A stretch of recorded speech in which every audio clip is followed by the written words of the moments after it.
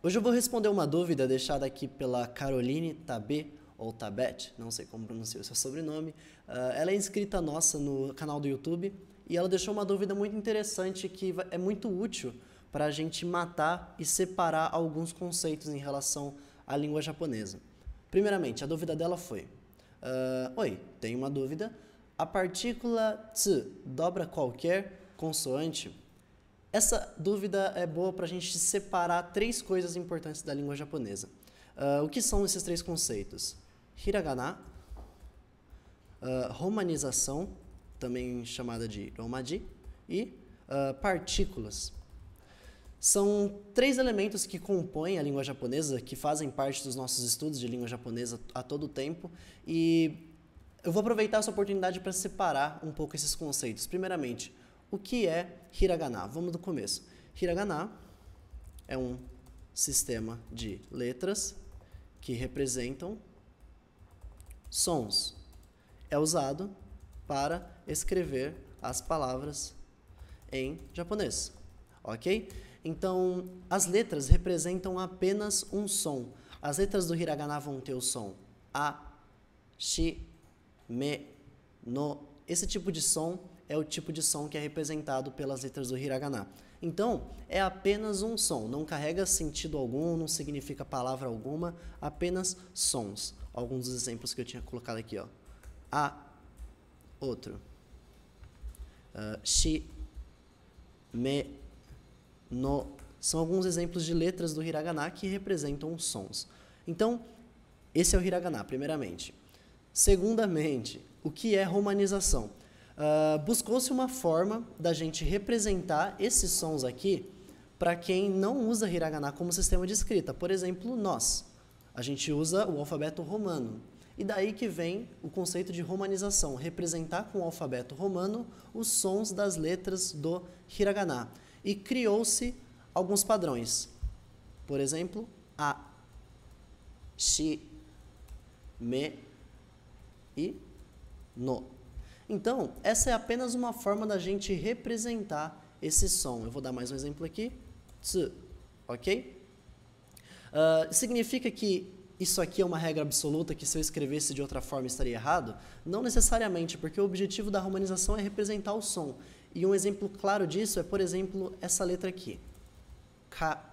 Convencionou-se representar essa letra com o som de K. Eu poderia escrever assim? K. Não estaria errado, representei o som. É apenas uma forma que se convencionou usando o K, ok? Então, hiragana são as letras que representam sons da língua japonesa e escrevem as palavras. Por exemplo, com essas duas letras aqui, ó.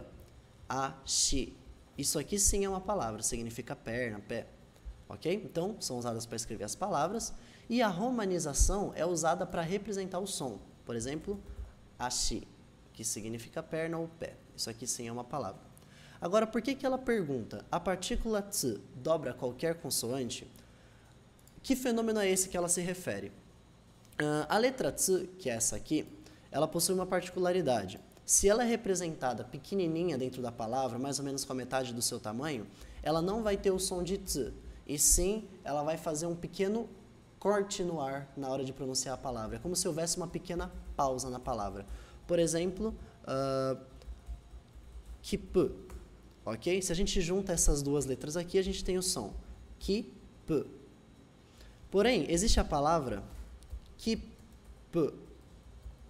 Em hiragana é escrita dessa forma, ki, p, que tem a letra ki, tem a letra p, e no meio delas existe o tsu pequeno, que vai fazer essa pausa. Então, compara. Se eu escrevesse as duas letras ki, p, é diferente de eu escrever a palavra ki, p, que significa o ticket, o seu ticket do ingresso, esse tipo de coisa. Ok? Então, o correto dessa palavra é keep. O tsu não vai ter som algum, vai ser apenas a pausa. É diferente de se eu escrevesse keep. Ok? Como representar em romaji ou como representar de forma romanizada esse fenômeno da pausa? Se eu escrevesse, por exemplo, assim, ia parecer que eu separei a palavra, não parece uma palavra só. Então, qual foi a convenção? Colocar um traço? Colocar um underline? Não. A convenção foi colocar a consoante seguinte dobrada. Significa que esse som vai ter ki, p? Não, não é isso. Significa apenas que aqui acontece a pausa. Ki, p. Por exemplo, se eu tivesse aqui ki, te, isso seria representado ki, te. Desse jeito. Então, dobrar a consoante seguinte na romanização é a forma que se convencionou. Mas isso significa que o tsu pequeno dobra a consoante? Não. O que o tsu pequeno faz? Dá uma pausa na palavra. A consoante dobrada é apenas a forma da gente digitar isso no nosso teclado e ele aparecer aqui, e a forma de se representar o japonês romanizado. Ok? Então vamos lá.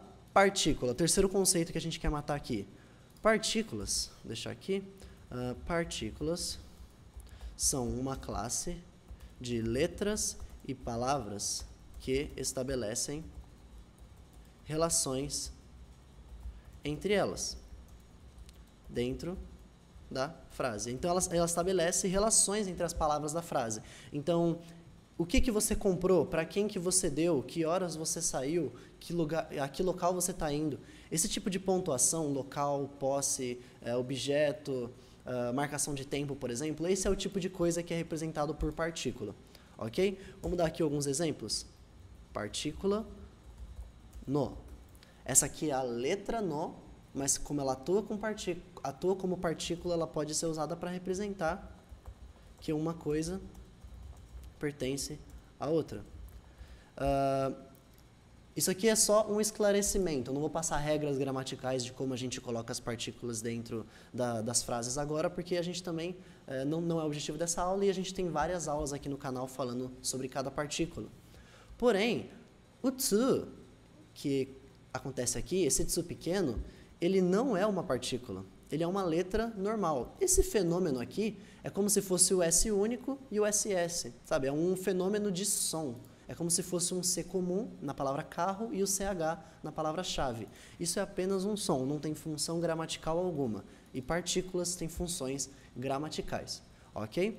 Então ela pergunta aqui, a partícula tsu dobra qualquer consoante? Primeiramente, tsu não é uma partícula, tsu é apenas uma letra como qualquer outra, como se a gente tivesse A, B, C, D, eles têm A, I, E, O e assim vai. Tsu é uma letra como qualquer outra, não é uma partícula. Partícula é outra coisa com função gramatical.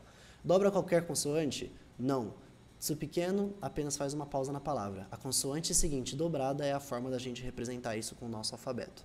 Ok? Então, fui um pouco repetitivo sim, fui um pouco incisivo para deixar esses conceitos claros, porque não é só a dúvida da Caroline, a gente acredita que bastante estudantes de japonês têm essa dúvida entre esses conceitos, porque, enfim, é um fenômeno que acontece mesmo, aconteceu até mesmo com a gente quando começamos a estudar também, mas tá aí. Se inscreva no canal, se você não estiver inscrito, deixa o seu comentário dizendo o que você achou, e se tiver mais dúvidas, a gente vai fazer vídeos respondendo essas dúvidas sempre que for possível, ok? Tchau!